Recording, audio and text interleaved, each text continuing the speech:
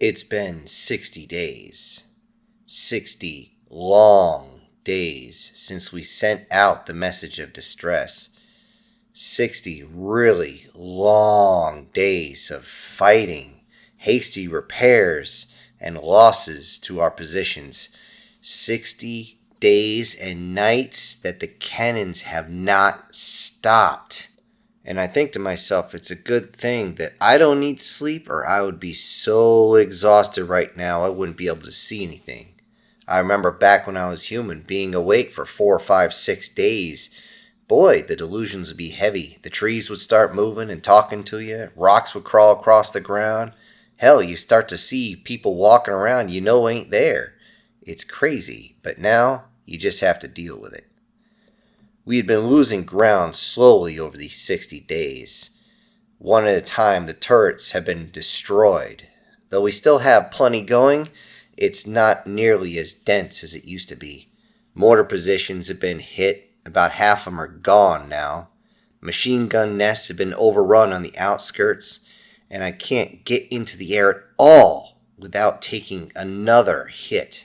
In fact, my wings had just healed, and I could finally get up in the air again. I'll tell you what, I'd rather jump one of the old T-10s again than ever land that hard. That hurt.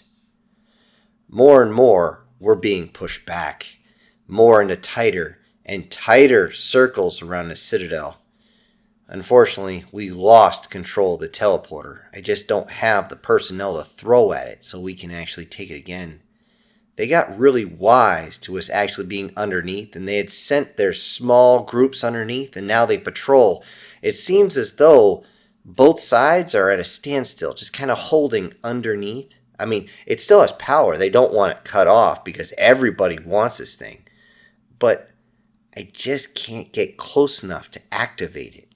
We need to be able to focus all our efforts to get at it. The communication towers have all been damaged or destroyed, and we're limited to just a few sensor suites in the Citadel, but it keeps taking hits.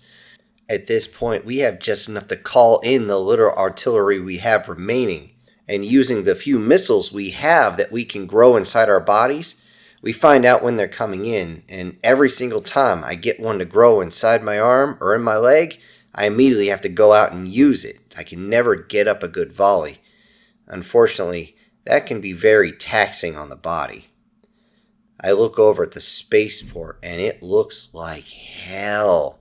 I mean, it's holding up, but the ones that are holding it is that gang of junk riders. Once they secured it, they dug in like a tick and they don't want to let go. And they've been holding on to it for a good long while. And the thing is, they're barely hanging on to it with the limited numbers they have, but they still own it, don't get me wrong. Every day I receive a message from Skyfire, and he asks me if we need assistance. I keep having to tell him the same thing every single time. He's too good of a friend. I'm not going to ask him to do that. He will get shot down. The whole area is just crawling with Seekers. Though we fire at them and we keep them at bay a little bit, if he crossed over from that rocket base, he's just too big of a target. He'd just be torn to pieces. I mean, I appreciate the sentiment from it, don't get me wrong. But just no, absolutely not. I wouldn't do that to him. To my surprise, though, none of the factions have actually advanced on the rocket base. To me, that's just kind of weird. Why wouldn't they take a big position like that? But maybe it's too far away. Maybe they see something not of tactical importance in it. All I can think of is that would be a great little round top, but for some reason, nobody wants to touch it. The one thing I did notice, though, over these past 60 days that everybody doesn't mind touching is those giant bugs that keep showing up to scavenge on the Fallen, even those that aren't completely done yet. Everybody was confused to see them as they thought that they were limited to the Primitives lands, but no, the fighting's been going on for so long, they can smell the Cybertronian lifeblood just permeating everywhere. Thankfully, for us, they're not in significant numbers, because they can come in a huge swarm and we'd be in really deep trouble. But thankfully, there's not that many, and they can be swatted away pretty good. our saving grace inside the city right now is our massive supply of cubes and crystals. I am so grateful that we harvested like hell and we processed as much as possible. Unfortunately, we did run out of that liquid energy in the first 3 weeks. This isn't surprising because a few of them, this is the first time they've seen real combat, and watching their friends, and what seemed like more than friends sometimes, be torn apart and stasis lock wouldn't even save them, made most of them need at least a drink or two, or in some cases 10 or 12 cubes, and almost putting themselves into stasis lock themselves from over ingesting it. The kicker is, we found out that if we use this particular liquid energy on the injuries they got, the repair process goes so much faster. It's crazy. And with so many wounded, the liquid drained so much faster than them just consuming it. This is one of the reasons that we were able to fight so much, because now that we realize that this speeds things up, along with my blood and everything else, well, we're a lot harder to kill, so that's a plus. Even with our resources and the fact that the factions do not want to work together in any type of coordinated attack, as the days keep passing by and unfortunately the dead keep piling up higher and higher, sometimes we see them being dragged away, stacked up like cordwood, and we don't even have time to give them a proper funeral. The only thing we can do is place them respectfully inside the cave next to the crystals and watch as slowly the crystals take them back into Cybertron, where they first drew out of. It was around this time that the Purple faction actually made another play. They charged in and placed charges along the walls, using the Seekers to pull most of our shots away, getting up close and placing the explosives right on the base of the wall itself, and then, on a signal, they blew it up, and the explosion took out many of my men with it. It didn't create a massive hole, at least compared to what they are, but it did weaken our defenses on that side pretty bad. We rushed to hold off the charge, and focused fire on Starscream's position, hoping he would call for a withdrawal, but that didn't work. Then a bot I know, a race car type named Pistonhead, just all of a sudden took off. He rolled straight out of the city, out of the little bit of a fort that we had, and charged right at the Purple faction bots. Nobody knew what the hell he was doing. I was told about this and immediately ran out to see what was going on, and everybody asked, what the hell is he doing? Is he trying to get caught? I didn't know what was going on, as all the big bots in front saw him coming in and charged towards him, bringing everybody towards him as they reached in, wanting the power of capturing one of us would bring. And just as they reached for him, there was a huge explosion, so massive that it halted the charge dead right there. I saw the explosion, a mix of green, blue, pink. It was disturbing. All the bots flying back, some of them losing digits or entire limbs as they flew all around. As it turns out, Pistonhead had turned himself into a vehicle-borne IED after watching all his friends die over the weeks. I shuddered at this idea. I worried about this. I unfortunately had told them that this is what one of my enemies had used a long time ago and it was effective. I didn't think that any of them would actually do it. Immediately, I wanted to say something. I wanted to tell everybody to not ever do that again. Never take the permanent solution. What are you, insane? However, thanks to that, the attack failed.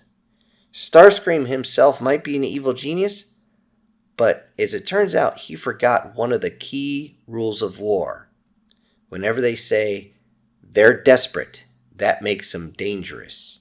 And right now, we're the most dangerous motherfuckers on this planet. Unfortunately for us, at that moment, the Red faction had saw the explosion and decided to capitalize on it. As it turned out, they were using the same technique we used when we tried to evac our own personnel, and they tried to draw our forces away in order to attack a second front, usually on the opposite side of the city. They maneuver very well in between buildings, trying to cover each other as they advance, and they begin to get very close to the edge of the citadel where we can't afford them to get. I cut my thrusters and drop down as fast as I get right next to a fallen artillery battery. I pick it up and make sure I start pushing it into position.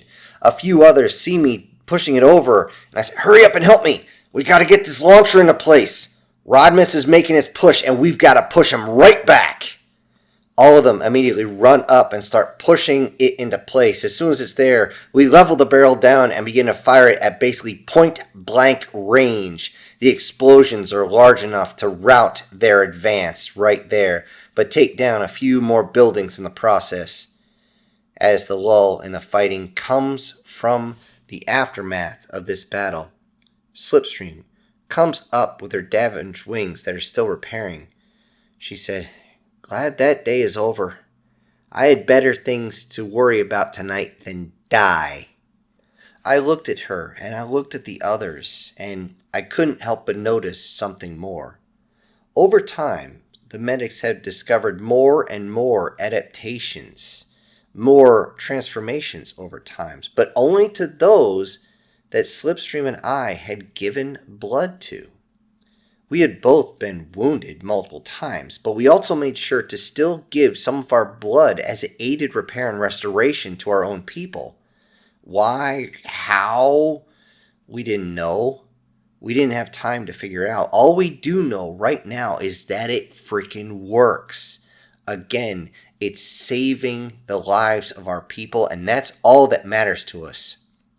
What I didn't tell them, though, is that I experimented with removing more of my outer plates.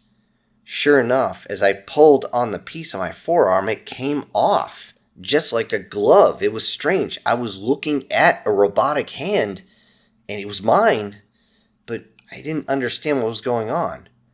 I placed the piece down in front of me, and then I thought, I'm going to try something. Because I noticed that when I wanted to put it back on, it started to move towards me. I realized it had an auto-return function. I opened my hand, and then it just slid and snapped on, like that guy in the movies that's what is he again? A genius, billionaire, playboy, philanthropist? I was amazed that that worked, but I really didn't have time to experiment with this. I thought for a second, though, wait a minute. That hand was soft, like I'd been wearing gloves this entire time. This is odd. But if that's the way it is for me, what about... I still didn't have time to think about it, as I simply realized that this glove piece was back on, and I needed to get to work. Weapons needed to be repaired and reloaded. The lines need to be checked. Losses need to be calculated. Buildings need repair. The work never ends. In between the fighting, the lulls is just getting ready for the next assault. Some nights I'll pause and I'll look up at the stars and wonder, is it really worth it? I got the answer that night, as I was told there's a distress call coming in. I thought we had everybody. What the hell is going on? I immediately went in and tried to figure out what was going on, and it turned out to be Highvolt, Slipstream's old friend. I cringed at the name because I remembered that bot hates me for some reason. Whatever, she always looks at me with just disdain. However, Slipstream demanded that she be sent out to go and collect her friend. I worried that Highvolt might not be one of us. She might still be a taller bot. Was she still one of the old ones? This might be a trap. Besides, Slipstream still can't fly. Her wings are not repaired yet. Even if she took off, she'd wobble the whole time. And if she cranked up her engines to full speed, her wing would snap off, and then she's really in trouble. But she then asked me to go get Highvolt. And then, as I said I wasn't sure, she simply grabbed me and asked me, "Please, save my friend." I simply turned, looked in her eyes, and said, "You know I can't say no to you." I knew I couldn't do this alone, so Skyfire actually decided he wanted to go with me, and we decided to take off in the middle of the night. We had heard from Highvolt that she had been hiding in a position and she didn't know if she was going to be discovered soon or not, but she needed help. She needed to get out. So we went into the skies and moved as fast as we can. To my shock, as it turned out, she had been discovered, and she was no longer an average bot, no. Her vehicle form looked just like Slipstream, just the color was different. She was almost pure white with light green wings. It was weird. She even had just a touch of red dashed on there, just a little bit. She was trying not to get caught at that point, as apparently she had run out of whatever hole she was hiding in. But she was having a lot of issues. She had aerial bots on her tail, and they were catching close. As fast as we are, once you're hurt, you don't move that fast anymore. And it seemed like she had been damaged as she's wobbling as she's trying to fly. I looked forward, and before I could say anything, Skyfire sent a volley of missiles, and I followed up with a few that I still had left. This caused the aerial bots behind her to scatter to try and dodge those shots. Although one tried to run fast, I decided to go right towards his face, firing as much as I could. Yeah, he's not going to catch me, and all I can say is catch me if you can, motherfucker. I slipped by and watched him smoke and burn as he peeled away, trying not to die. This gave Highvolt just enough room to get behind Skyfire and crash into his cargo hold. But as soon as he said, "I got her," we hauled ass as fast as we could. We needed to get underneath the dome that we had of anti-air before these motherfuckers came in quick. Unfortunately, they decided to go as fast as they could, and they were catching up. Oh, those suckers were fast, at least a couple of them. I had to crank up my engines even more, which was basically like sprinting full speed and then pushing your muscles even harder and keeping that pace for at least several hundred meters. And yes, everything was burning. At that point, one of them was right behind me, and I yelled back, "I'm not a chick! Don't try to ride my ass!" I don't think he understood, but he sure as hell understood the anti-air fire that came up at him.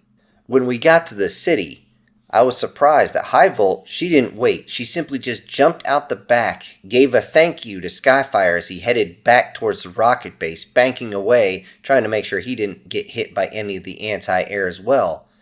Unfortunately, I had to rush down to try and catch Highvolt. She landed pretty hard. She wasn't even close to ready to actually try that maneuver, but she jumped down anyway. As soon as she got there, before I even landed, I saw Slipstream run up and give her a huge hug. When I got there, Highvolt actually asked who the hell I was. When Slipstream introduced me, Highvolt just looked me up and down and said, "Well, you look a lot better." I turned and said, "And you look a lot worse. Hurry up, let's get her to the medical bay now." Less than 3 days later on that, I got a call to the talk. Both sides seemed to be rallying forces, and I thought, oh crap, they're working together? Are they working together? That is when they began to move, and the attack began on both sides of the city, and the building shakes from a direct hit as I hear, "Sir, another set of signals coming in from the north, opposite side of the spaceport." I turn and say, "Friendly?" "Unknown, sir." The building shakes again from being clipped by another piece of whatever in hell they're throwing at us. I run outside to see what looks like a large group of fighters coming in over the ridgeline. I was confused. I figure everybody had gotten into this fight, but it seemed as like these craft came in high, and then it's like they came down the mountainside a little bit, trying to nap the earth a little bit. That is when I saw smoke in the air, and the fighters began to fire, and the swarm of missiles that arrived told me exactly who these were, and they are not Cybertronian. There's only one species that would come in balls out with all guns blazing, dumping all their ordnance and switching guns right away. Oh boy, here they come. The fighters then break formation and crash into the enemy lines, making sure they tear everything apart on the way to the city. I've never seen so many flares in my life as they try to distract all the aircraft fire that's coming up. As I run inside, I go, "Give me their frequency right now!" It only took a few seconds because they were actually giving us the frequency. I immediately grabbed the radio and said, This is Sierra 6 Actual to incoming aircraft. Identify yourselves. The voice came over the area. This is Strike Group HUSSARS. Sorry for being late. Hope you don't mind if we cut into this dance. I smiled a little bit and said, Confirmed, HUSSARS. Be prepared to receive friendly assistance. With that, I put out the call to all those under my command. Earth has just sent us reinforcements. All those who can take to the skies, I'll see you there.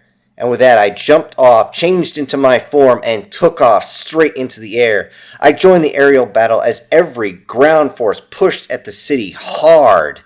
Right as this happened, I got a call from a very large buddy of mine, and he wanted a piece of the action too. Before he took off, I called back over to the HUSSARS and said, Be advised, additional friendly units arriving, and it's going to be one of our big boys. Sending IFF code now. IFF code received. FYI, we need that teleporter open. We got a whole bunch of people that want a piece of this action on the other side, but we have to send them a signal first. Over. Roger, confirmed. This is Sierra 7 to all units. Take the teleporter. I say again, full charge on the teleporter. Everyone else in the skies is going to hold these fuckers back. Take that teleporter now, or we die here today. There was a mad dash towards the teleporter itself, and they even had to climb up the sides. It didn't matter. We had helicopters going up full guns blazing. We had those that transformed into tanks, those into jeeps, sometimes into cars, just running straight up and crashing into those holding it. It didn't matter. We needed that teleporter open. We needed it under our control, and that was now. It took about an hour of this insane melee. Not only were those on the ground fighting their way up, but those of us on top, in the air, were making our own runs, striking down, doing strafing runs down right into their faces, making them fall down and crunch onto the street below. This was a simple task, at least to ask for, but taking it over was something difficult, as both sides didn't want to relinquish even the slightest little bit. Thankfully, once we got a hold of it, we cranked it up, and these teleporters only go one way at a time. Once it was opened, even for a second, I heard the message go out. The code, Robots in Disguise. Once that was sent, the teleporter switched off. We were like, what the hell happened? Did it malfunction? Then it suddenly activated again, and we realized that somebody was coming in, and there's only one position it's coming from, and that's Earth. I got the hell out of the way, and it's a good thing too, because more aircraft just burst through, some of them doing almost Mach 1. I looked sometimes as 2, 3 at a time as they're coming through, just trying to flood the airspace, and I'm just like, what the hell is going on? What the hell, going in at that speed with craft that big? Over the radio, I tried to give them a bonus. I said, what the hell? Did you guys replace your balls with steel ones? That's when I see multiple F-15s that are basically hugging each other, along with Gripens, A-10s, and everything else coming through, all of which that have been upgraded with Cybertronian technology as they came through as fast as possible. I got back on the radio as I made another loop. I said, never mind. You all got balls of stainless steel to come in like that. Then I realized it wasn't just aircraft coming in. No. They were trying to get in through an even smaller aperture because vehicles were coming in underneath, damming the torpedoes and damming the wash. At that close, I saw vehicles almost get pulled right up off the ground, but it seems as though they didn't care. Tanks, Bradleys, all sorts of APCs. If it had a gun, wheel, and or tracks, it's coming through, and it's coming through hard. And I realized that they're coming in with such little to spare as far as room. I just came on the radio and said, okay, it's official. You guys are in the Guinness Book of Balls coming in that fast with that many. I guarantee anybody listening, at least who are human, were too busy laughing to give a shit. There was so much traffic coming through, it was actually difficult to keep track of what was going on. Not that I could really deal with it at the moment. I'm still getting shot at, trying to dip, dive, duck, dodge, and dive a little more. As the artillery moved into position at the base of the citadel, we saw them get in position, the barrels cranking up all the way, and then one by one they just started firing down. I didn't know what type of fisters they had calling it in, but it seems as though they knew exactly where to fire, and they began to force everyone back. Those who decided to crash the party, they were suddenly realizing that they were facing a hell of a lot more fire than they had before. And let's face it, an artillery round's gonna end you. It doesn't matter if you're Cybertronian, human, hell, it could have ended the teleporter if they wanted to. We informed the helicopters that were coming in, as I figured they were just full of personnel, that you can't cross the roads. The roads are impassable. All vehicles need to simply hold the teleporter. That is important. Then I gave them the position of the citadel. We needed support there. And immediately the helicopters banked over and I landed towards the base as they had to fast rope in because there was so much debris, so many holes, they couldn't actually land anything. As I was on the ground underneath dealing with a prop wash, many of them fast roped right next to me, and some lieutenant colonel walked up and said, "I heard you needed a lift." "You goddamn right, sir." We immediately started organizing the evac, prioritizing the wounded to get them out first. Unfortunately, the humans were starting to catch some wounded too, and they had to bring their folks back. But again, the teleporter goes one way. They had to make sure everybody was across first, so that did give us a little bit of time to organize everything. However, the more people that came through meant the more people that had to get out, and this was going to be interesting.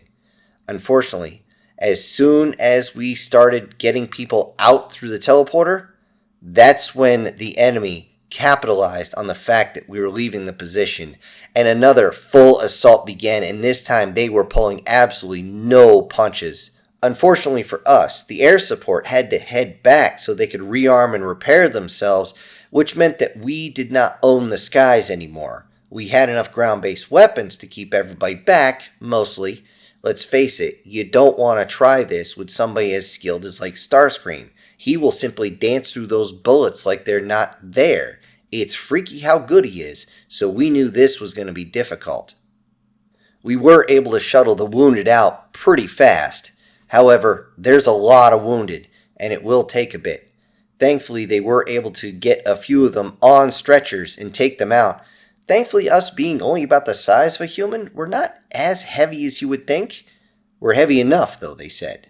As they would take us out on a stretcher, it's like, "Oh man, what are you made of, lead?" "At least it's not tin, bitch," was all we would say. Which, in our language, calling somebody a piece of tin is like calling somebody a piece of shit. It is what it is.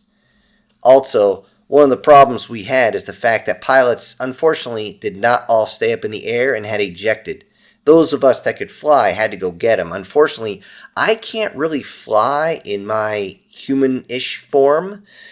Not very well with someone on a back. I simply had to pull top cover as one of our helicopter buddies went in, had one of these guys grab a hold of his undercarriage and simply hold on as we got them out. Thankfully, we were able to get most of them out. Unfortunately, casualties are inevitable. As the positions around the edge of the citadel, our walls became less manned, if you want to call it. The factions realized this and pushed even harder. The battle lines began to tighten more and more and more, and I realized that this battle of all 5 armies was not going to end well for anybody. The lines, over time, got tighter and tighter and tighter. It reminded me of the Korean Peninsula back in the day, when those who were there were basically down to something about the size of a baseball stadium, and they were just surrounded on all sides and just could only bring in their lines more and more and more as they lost people. It's like I'm revisiting history. It's terrible. And with this, as we get tighter and tighter, the enemy factions are getting bolder and bolder. Seeing this, I see the way the humans are. Hell, I used to be one of them, and I realize they're getting dangerously close to no fucks given mode, and that could be bad for everybody. But I can see why they're doing that, as even the factions that are coming in against us seem to be not shooting at each other. In fact, they're fighting side by side just to try and stop us.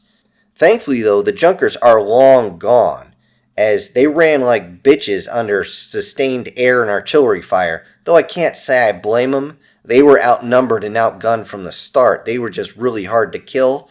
But let's face it, everything dies if you try hard enough. Soon, it was only the building that the teleportation circle was on, and we didn't have too much in heavy armor left. Anything that was there was damaged or destroyed, and everybody had to bail out. One would think at this point that the factions would simply destroy the teleporter. But destroying one of these things while it's active is a freaking death sentence. Because there's so much juice going through that thing, it will literally destroy this entire city. And I don't mean just flatten it. I mean there will be nothing but a crater in this planet, and probably knock it off its axis just a little bit. So, we simply have to hold out. Thankfully, they can't fire all that well towards us, and we try to use the angles to our own advantage on the platform as I wave everybody through, trying to get as many vehicles, a little bit of aircraft. All the infantry is the last ones to go in as they have their heavy weapons, trying to keep these folks back. I see Slipstream as she's dragging High Volt in. High Volt's limping on one. It looks like her leg got mangled. One of her arms looks like shit, and oh, don't even get me started on how many holes her wings have got. They look at me, and Slipstream kind of grins, and I grab her shoulder, and I push her in a little bit just to make sure she goes in. I wave everyone in, and just then, I see it. Just like before, I see the shot coming in. This time, it's not an RPG. This time, it's one of those focused proton blasts, and I can see it coming towards me. I'm barely able to move as everything slows down. I know my brain is now going 10,000 times faster than it normally would. I can't stop this. I'm hit. I feel it hit me strike dead nuts in the chest plate. It's sending me back.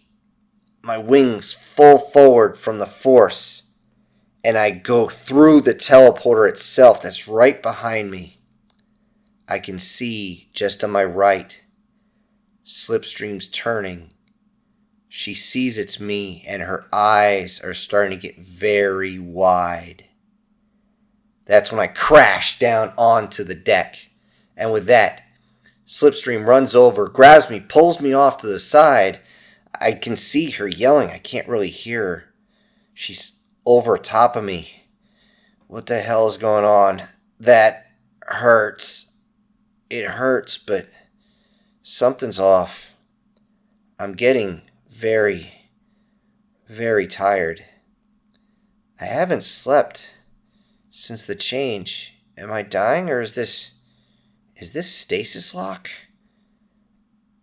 As I see Slipstream over me, all I can think of is I want to reach up and touch her. Just reach up and touch her face once more. Once more. But if this is the end of me, I realize that she'll live. So, like the man says, an old man dies. A young woman lives. Fair trade. Hello everybody, this is Syntax. Thank you for joining me today on Chapter 13 and the end of the saga, not the end of the series. I plan on continuing the series at the later date, and for those of you that have been with me since the beginning, I sure hope you enjoyed it. Now, before I go, I need to send out some big old thank yous to a few of my supporters, and those will be Prozac and Pancakes, SS Demon, Brian Kemp, Erica Gem, Guardian Sage, MTF Guard, and Julius Boone. Thank you all so much for supporting the channel. Everybody else, I'll see you on the next one. This is Syntax, punching out.